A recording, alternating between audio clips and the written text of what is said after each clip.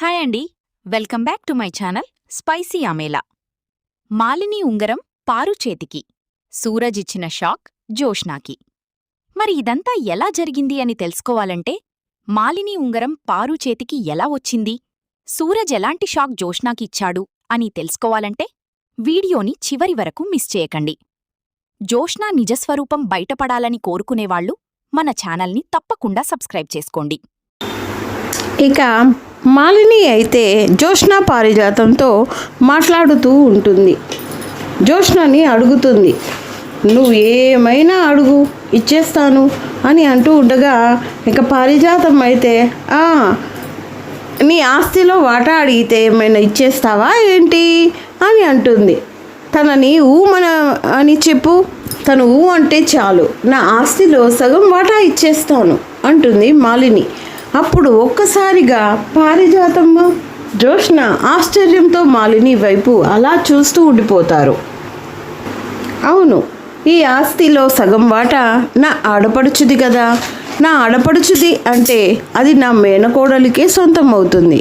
కాబట్టి నా ఆస్తిలో సగం వాటా సుమిత్ర తీసుకోదు కాబట్టి జోష్నకైతే ఇచ్చేస్తాను అంటుంది. అప్పుడు జోష్న, మీ ఆస్తి వద్దు, వాటా వద్దు, మీ ప్రేమ వద్దు అనేసి అనుకుంటూ పదగ్రాని మనం ఇక్కడి నుంచి వెళ్ళిపోదాం, నాకు ఎవరితోనూ పరిచయాలు వద్దు అని అనుకుంటూ గబగబా పరుగెత్తుకుంటూ ఇక జోష్న అయితే ఆ ఇంట్లోంచి బయటికి వెళ్ళిపోతుంది. ఇంకా జోష్న అంటూ పారిజాతం వెళ్ళబోతూ ఉండగా మాలిని బంగారు ఉంగరం అయితే కింద పడి ఉంటుంది. దానిని చూసి ఎంతో ఆశతో పారిజాతం ఎత్తుకోవడానికి వంగగానే తన మెడకున్న బెల్ట్ ఒక్కసారిగా ఊడిపోతుంది. అప్పుడు పారిజాతం చాలా హ్యాపీగా ఫీల్ అయిపోతూ, అరే నా మెడ బాగైపోయిందే అని అనుకుంటా ఆ రింగ్ని ఎత్తి, మాలిని ఇదిగో నీ ఉంగరం నా మెడకున్న నొప్పిని తగ్గించేసింది అని అనగానే, మరి అలాంటప్పుడు ఈ ఉంగరాన్ని నువ్వే పెట్టుకో పారిజాతం అని అంటుంది మాలిని. మరి ఇది నేను ఎలా పెట్టుకోగలను, నీ ఉంగరం కదా, చాలా విలువైనది కదా అని పారిజాతం అడుగుతుంది. నా దగ్గర విలువైనవే ఉంటాయి, విలువలేని వాటిని నా దగ్గర ఉంచుకోను అని అంటుంది మాలిని. నువ్వే పెట్టుకో, మన పాత బంధానికి పాత స్నేహానికి గుర్తుగా నీ దగ్గరే ఉంటుంది, మరి ఎవరికైనా తెలిసిపోతే ఎలా అని పారిజాతం అడగగా, నువ్వు చెప్పేస్తావా ఏంటి అంటుంది మాలిని. నేనెందుకు చెప్తాను, ఇలాంటి విషయాలు ఏమైనా ఎవరితోనైనా చెప్తారా అని పారిజాతం అడగగా, మరి నేను కూడా చెప్పను కదా, నువ్వే పెట్టుకో అనగానే ఇంకా చాలా సంతోషపడిపోయి పారిజాతం అయితే ఆ ఉంగరాన్ని ఎత్తిపెట్టుకుంటుంది. ఇంకా బయలుదేరుతూ ఉండగానే మాలిని పారిజాతంతో అడుగుతుంది, దాని మనసులో ఎవరున్నారు ఏంటి, ఎవరిని పెళ్లి చేసుకోవాలని అనుకుంటా ఉంది అని అడగగా, ఇంకెవరు, దాని శత్రువు దీప మొగుడు అని చెప్పేసి అక్కడి నుంచి అయితే గబగబా వెళ్ళిపోతుంది పారిజాతం. ఇక ఇది ఇలా ఉండగా మాలిని మనసులో అనుకుంటూ ఉంటుంది, నాకు శివనారాయణ గారి మీద పగ తీర్చుకోవడానికి మళ్ళీ ఒక మంచి అవకాశం అయితే దొరికింది అని అనుకుంటూ హ్యాపీగా ఫీల్ అయిపోతూ ఉంటుంది ఇక మాలిని అయితే. ఇక ఇది ఇలా ఉండగా కాంచన భోజనం చేస్తూ టేబుల్ దగ్గర ఏదో ఆలోచనలో శ్రీధర్ గురించి ఆలోచిస్తూ ఉంటుంది. ఇంతలోగానే శ్రీధర్ గుమ్మం దగ్గర నిలబడి, నాకు లేదా భోజనం, నాకు అన్నం పెట్టవా అని అడుగుతూ ఉంటాడు. ఇక ఒక్కసారిగా శ్రీధర్ని చూడగానే కాంచన ఆనందానికి హద్దులు ఉండవు. ఏమండి మీరా, ఎప్పుడొచ్చారు అని అడుగుతూ ఉంటుంది. ఇక లోపలికైతే శ్రీధర్ వస్తాడు. శ్రీధర్ని చూసిన కాంచన ఆనందంతో తనను తను మరిచిపోతుంది. పరుగులు తీసుకుంటూ శ్రీధర్ దగ్గరికి వెళ్ళాలని పరుగులు తీయడానికి లేవబోగా ఇంకా తనకు కాళ్ళు లేవన్న విషయం అయితే మర్చిపోయి ఉంటుంది. పడిపోబోతుంటే శ్రీధర్ ఒక్కసారిగా వచ్చి కాంచనని పట్టుకుంటాడు. నా కోసం అంతగా ఎదురు చూస్తున్నావా కాంచన, నీవు నడవలేవని నీకు తెలిసినా కూడా నిన్ను నువ్వు మరిచిపోయి నా కోసం అంతగా ఎదురు చూస్తున్నావని తెలుస్తుంది అని అంటాడు. అప్పుడు కాంచన, ఇంటికి వచ్చిన వాళ్ళకి మర్యాద ఇవ్వాలి కదా అని అనగగా, అది మర్యాద కాదు ప్రేమ అని నాకు బాగా తెలుస్తుంది అని అంటాడు శ్రీధర్ అయితే. సరే ఇంటికి వచ్చాను, ఇన్నాళ్లకు ఏం కావాలని అడగవా కాంచన అని అనగా, ఏం కావాలో చెప్పండి అంటుంది. ఇక నాకు అన్నం పెట్టు, ఆకలేస్తుంది అంటాడు శ్రీధర్. అప్పుడు పక్కనే ఉన్న మరొక ప్లేటులో అన్నం వడ్డిస్తూ ఉండగా, నేను వస్తానని నీకు తెలీదు, మరి ఈ ప్లేట్ నా కోసమే ఉంచినావని ఇప్పుడు ఈ విషయం అయితే చూస్తూ ఉంటే అర్థమవుతుంది. నన్ను ఇంతగా ప్రేమిస్తున్నావా కాంచన అని అడుగుతూ ఉంటాడు. అలా శ్రీధర్ కాంచన మధ్య ఎంతో ఎమోషనల్గా ఉత్కంఠభరితంగా అయితే ఈరోజు ఎపిసోడ్ సాగబోతుంది. వాళ్ళిద్దరి మధ్య జరిగేటటువంటి ఆ ఎమోషనల్ సీన్ ప్రేక్షక జనాలకు కళ్ళు చెమర్చేలా ఖచ్చితంగా అయితే చేస్తుంది. ఇక ఎమోషనల్ అవుతున్నటువంటి శ్రీధర్ ఆకలిగా ఉంది, గోరుముద్దలు కలిపి పెట్టొచ్చు కదా అని అంటాడు. మీరేమైనా చిన్నపిల్లాడా అండి అంటే అలాగే అనుకో అనగా, కాంచన అయితే ముద్దలు కలిపి పెడుతూ ఉంటుంది. ఎమోషనల్ అవుతూ ఉన్న శ్రీధర్, ఇది అన్నం కాదు నా పాలిట మెడిసిన్ అని అనగానే ఇంకా కళ్ళలో నీళ్లు ఆగవు కాంచనకైతే. ఏమిటండి మీరు ఇంతగా పోడాలా అని అంటూ ఉండగానే, అవును కాంచన, నీకు తెలీదు, నీ ప్రేమ కోసమే నేను మరుజన్మ ఎత్తాను. నీ ప్రేమే నన్ను బ్రతికించింది. నేను మళ్ళీ నాకు ఆపరేషన్ జరుగుతున్నప్పుడు నేను మరలా మీతో కలిసి భోజనం చేయగలనా, మీతో కలిసి ఉండగలనా అని చాలా భయపడ్డాను. కానీ నీ ప్రేమే నన్ను బ్రతికించింది అని అంటూ ఇద్దరూ కూడా బాగా ఎమోషనల్ అవుతూ ఉంటారు. నేను తినేసి ఇక్కడ కొంచెంసేపు రెస్ట్ తీసుకోవచ్చా అని పర్మిషన్ అయితే అడుగుతూ ఉంటాడు కాంచనని. ఏమిటండి, మీ కొడుకు ఇల్లు మీ ఇల్లు కాదా అని అనగా, ఈ ఇంటికి యజమాని అయితే నేను కాదు కదా కాంచన అని అంటాడు. పర్మిషన్ అయితే ఇచ్చేసావు, అలా అంటూ నీ కొడుకు ఇల్లు మీ ఇల్లు కాదా అంటూ శ్రీధర్ ఎంతగానో హ్యాపీగా ఫీల్ అవుతూ ఇక జోష్న గురించి అయితే అడుగుతాడు. మన మేనకోడలు ఎలా ఉంది అని అడగగా, ఆమెకేమి లక్షణంగా ఉంది అని అంటుంది కోపంగా కాంచన. పెళ్లి సంబంధాలు ఎక్కడైనా చూస్తున్నారా అని అడగగా, ఆ పని మీదే వాళ్ళు ఉన్నారు అని అంటూ ఉంటారు. వీళ్ళు ఇలా మాట్లాడుతూ ఉంటారు. ఇలా ఇక్కడ ఆఫీస్లో అయితే జోష్న గబగబా వస్తుంది. కార్తిక్, సూరజ్, దీప ఆమె కోసం ఎదురు చూస్తూ ఆమె వైపు కోపంగా చూస్తూ ఉంటారు. ఎక్కడికి వెళ్ళిపోయినావు జోష్న అని అడగగా, ఏమి మీకుతో చెప్పాలా అని అడుగుతుంది.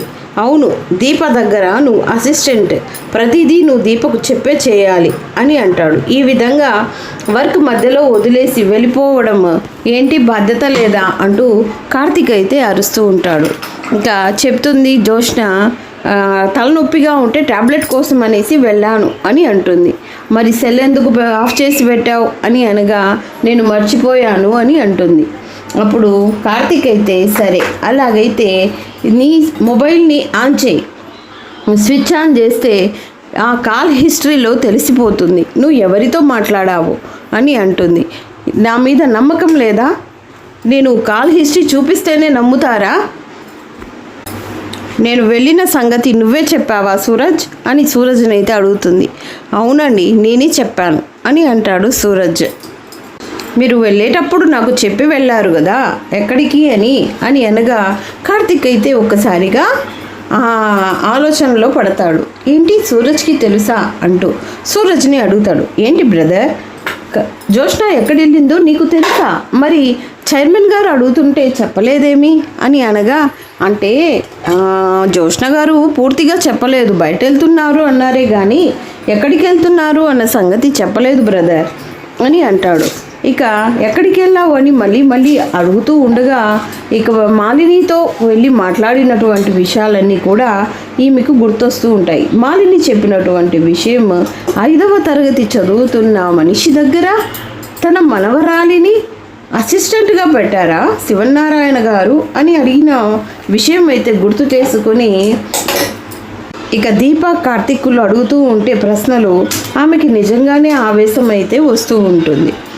కార్తీక్ అయితే అంటాడు, సరే పద, చైర్మన్ గారికి అసలు విషయం తెలిసిపోయింది. అవును, పారు ఎక్కడా? పారు కూడా నీతో పాటు వచ్చిందా?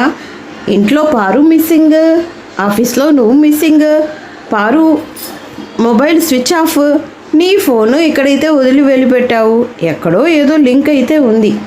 మొత్తమే ఇక చైర్మన్ గారికి తెలుసు, ఇంటికి తీసుకురమ్మన్నారు పద అని అనగానే ఇక ఒక్కసారిగా అయితే జోష్నకు షాక్ అయితే తగులుతుంది.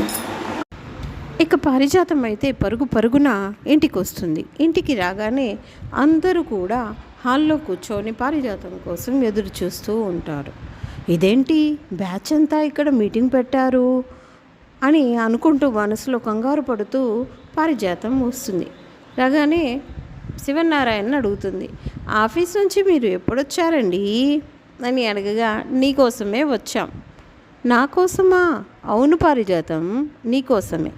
ఆఫీస్ టైం కంటే ముందుగానే ఇంటికి వచ్చాం. అందరూ కలిసి సర్ప్రైజ్ చేయడానికి ఈరోజు నా పుట్టినరోజు కాదే అని పారిజాతం నంగిగా అడుగుతుంది. కాదులే, అంతకంటే విలువైన రోజు, అందుకే. విలువైనదా? నాకంటే విలువైనదా? అవును పారు, అంతకంటే విలువైనది ఏముందిరా మాకు. విషయం తెలిసిందిలే. ఏం విషయం తెలిసిందండి అంటూ మళ్ళీ అడుగుతుంది పారిజాతం. నువ్వు జోష్నని తీసుకొని ఎక్కడికి వెళ్ళావో తెలిసిపోయింది. ఓసిని దుంపతగా ఎవరికి చెప్పొద్దని 100 సార్లు చెప్పినా ఈ జోష్నకి అర్థమే చావలేదే, మొత్తం చెప్పేశావా అని మనసులో కంగారు పడుతూ ఉంటుంది. చెప్పు పారిజాతం, ఇద్దరు కలిసి ఎక్కడికి వెళ్ళాలో చెప్పు అని అడగగా మనసులో భయపడిపోతూ, అయ్యో నాకేం చెప్పాలో అర్థం కావడం లేదు, జోష్న ఏమో నోరు తెరవడం లేదే, ఇంటికి మాలిని వాళ్ళ ఇంటికి వెళ్ళామని చెప్పేసిందా కుంపతీసి అని కంగారు పడుతూ ఉంటుంది. ఇంకా అందరూ కూడా అడుగుతూ ఉంటారు, చెప్పు పారు. చెప్పండి, చైర్మన్ గారు మీకోసం అరగంట నుంచి ఎదురు చూస్తున్నారు అని సూరజ్ కూడా అడుగుతూ ఉంటాడు. ఇంకా ఆశ్చర్యంగా పారిజాతం, అరగంట నుంచి ఎదురు చూస్తున్నారా అని అనగానే సుమిత్ర, అవును అత్తయ్య గారు, ముందు జోష్నని ఎక్కడికి తీసుకెళ్లారో చెప్పండి అని సుమిత్ర కూడా అడుగుతుంది. అయిపోయింది, ఈ రోజుతో నా పని ఖతం. అనవసరంగా జోష్నని మాలిని ఇంటికి తీసుకెళ్ళి తప్పు చేశాను. ఇప్పుడు ఈ ముసలోడు చంపుతాడు, అడుగుతుంటే సమాధానం చెప్పవే, మాట్లాడు అని ఒకవైపు శివనారాయణ అయితే అడుగుతూ ఉంటాడు. తప్పదు, దొరికిపోయాక నేను అబద్ధం చెప్పానంటే పనిష్మెంట్ ఇంకా కఠినంగా ఉంటుంది అని చెప్పేసి నిజం చెప్పేసేయడానికి ప్రయత్నం చేస్తూ ఉండగా ఇక జోష్న వైపు మెల్లగా అలా చూస్తుంది. జోష్న అయితే సైగతో చెప్పవద్దని సైగ చేస్తుంది. ఓహో, అయితే ఇంకా ఏమీ తెలియలేదన్నమాట, అంటే ముసలోడు రాయేశాడన్నమాట అని సంతోషపడిపోతూ ఉంటుంది మనసులో. చెప్పు పారు అని ఇక కార్తీక్ అడుగుతూ ఉండగా ఒక్కసారిగా మళ్ళీ నాటకం మొదలెత్తుకుంటుంది. ఏంట్రా చెప్పేది? జోష్నాకి నాకు సంబంధం ఏంటిరా? అయినా నీకు కొంచెమైనా మనస్సాక్షి ఉందా? జాలి, దయ, కరుణ, ప్రేమ, మానవత్వం, మంచితనం లాంటివి మచ్చుకైనా నీ దగ్గర ఉన్నాయా? లేవా? ఇప్పుడు అవన్నీ మీకెందుకు గుర్తుకొచ్చాయండి అని సూరజ్ అయితే అడుగుతూ ఉంటాడు. ఇక పారిజాతం, కళ్ళున్న ఎవరికైనా ఇక్కడ జరిగేదంతా చూస్తే అవన్నీ గుర్తుకు రావాల్సిందే. పారిజాతం అని అరుస్తాడు ఇంకా శివనారాయణ. లేకపోతే ఏంటండి, నా మెడకు ఉండవలసిన పట్టి నా చేతిలో ఉంది, ఇది ఎవరైనా గమనించారా? అరే, నీ మెడ నొప్పి తగ్గిపోయిందా అని ఎవరికైనా అడగాలని అనిపించిందా? మనుషులు కళ్ళ ముందు ఉంటే సరిపోదండి, మనసులో ఉండాలి, మనసులో ఉండాలి, ప్రేమ ఉండాలి. ఇవన్నీ ఉండాలంటే ముందు నువ్వెక్కడికి వెళ్ళావో చెప్పు అని శివనారాయణ అయితే అడుగుతూ ఉంటాడు. ఇంకా అర్థం కాకపోతే ఎలా? నేను డాక్టర్ దగ్గరికి వెళ్ళాను అని పారిజాతం అనగా సూరజ్ అడుగుతాడు. జోష్న గారిని తీసుకునే వెళ్ళారా అని అడగగా, అది ఎక్కడికి వెళ్ళిందో నాకెలా తెలుస్తుంది బాబు, మరి ఎవరికి తెలుస్తుంది బాబు అని ఇంకా కార్తీక్ అయితే వెటకారంగా అడుగుతాడు. అప్పుడు అంత వెటకారం వద్దురా. వెటకారం కాదు పారు, నువ్వు లేని టైంలోనే జోష్న కూడా లేదు, మీరిద్దరూ కలిసి ఎక్కడికో వెళ్ళారని చైర్మన్ గారి అనుమానం. చైర్మన్ గారికి అనుమానం రాకపోయినా నువ్వు అనుమానం పుట్టిస్తావురా అని అంటుంది ఇంక పారిజాతం కార్తీక్నైతే. ఇక దీప అయితే అడుగుతుంది, మా బావ ఎందుకు అనుమానం పుట్టిస్తాడు అని అనగా, లేకపోతే జోష్న నేను కలిసి వెళ్ళామని మీకెవరు చెప్పారు అంటే జోష్న ఎక్కడికి వెళ్ళిందో నీకు తెలియదంటావు అని శివనారాయణ అడుగుతాడు. తెలీదు. ఇదిగో ఈ ఉంగరం తీసుకో, నీ దగ్గరే ఉంచుకో పారిజాతం అని చెప్పిన మాలిని మాటలు గుర్తుకొస్తాయి. ఎందుకంటే పారిజాతం చేతిలోంచి జారి ఉంగరం అయితే కింద పడిపోతుంది. ఇప్పుడు మాలిని అన్న మాటలు గుర్తు చేసుకుని ఇది మాలిని ఉంగరం అని ఎక్కడ బయటపడిపోతుందో అని కంగారుగా ఆ ఉంగరాన్ని చేతిలో తీసుకుంటుంది. ఇక పారిజాతం అయితే సూరజ్ ఆ ఉంగరాన్ని చూసి గమనిస్తాడు. మాలిని చేతిలో జారినప్పుడు ఆ ఉంగరాన్ని సూరజ్ ఏ విధంగా అయితే తీసి మాలిని చేతికి అప్పగిస్తూ గమనించాడో ఆ విషయాలన్నీ గుర్తు చేసుకుంటూ, అరే ఇది మాలిని గారి ఉంగరంలా ఉంది అంటే అని అనుకుంటూ ఉంటాడు సూరజ్ అయితే. ఇక శివనారాయణ అయితే అడుగుతాడు, పారిజాతం అదేదో ఉంగరంలా ఉంది. ఉంగరమేనండి, బంగారం ఏం కాదు, రోల్డ్ గోల్డ్. ఇలాంటి ఉంగరం నీ దగ్గర ఉన్నట్టు నాకు తెలియదే.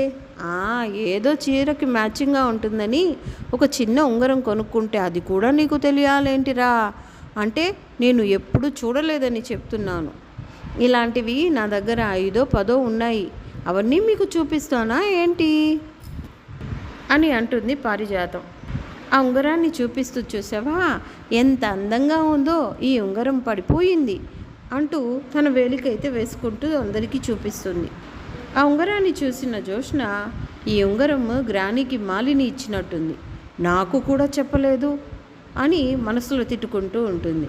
చూడు, జోష్నకు అనుమానం వచ్చే ఉంటుంది, అంటే జోష్న నీతో రాలేదు అంటావు అని అడుగుతాడు శివనారాయణ అయితే.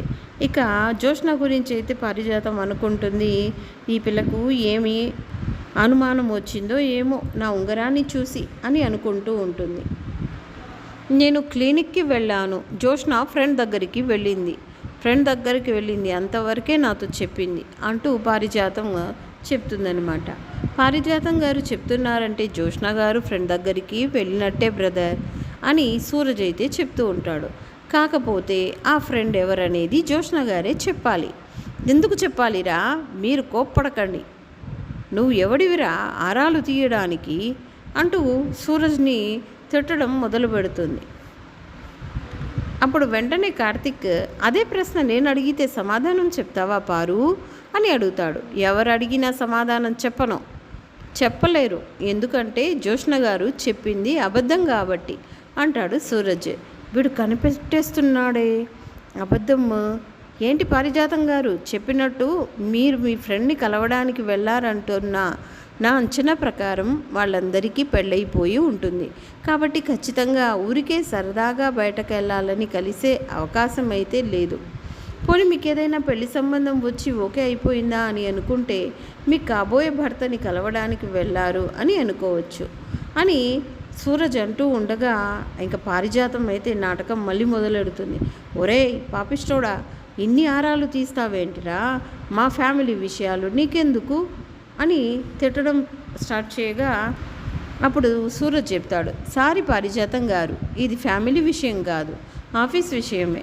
చైర్మన్ గారి పంక్చువాలిటీ గురించి మీకు తెలిసిందే కదా. ఎవరు బాధ్యతగా లేకపోయినా క్షమించరు, ఎవరు జవాబుదారీతనంగా లేకపోయినా ఊరుకోరు.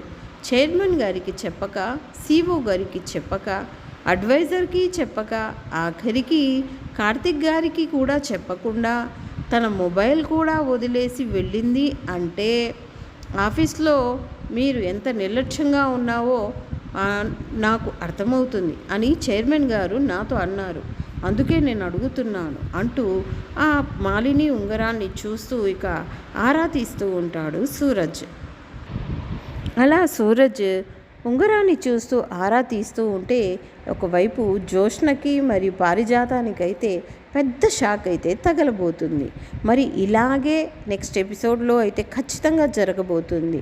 జోష్న పారిజాతంలో నిజస్వరూపం శివనారాయణ పసిగట్టాలని మీరు అనుకుంటున్నారా? అయితే వెంటనే వీడియోని లైక్ చేసేయండి. మీరిచ్చే ఒక లైక్ ఎంతో ఎంకరేజ్మెంట్గాను సపోర్ట్గాను ఉంటుంది. మరి నెక్స్ట్ ఎపిసోడ్ని అందరికంటే ముందు చూసేయాలని అనుకుంటే మన ఛానల్ని సబ్స్క్రైబ్ చేసుకోండి. Thanks for watching.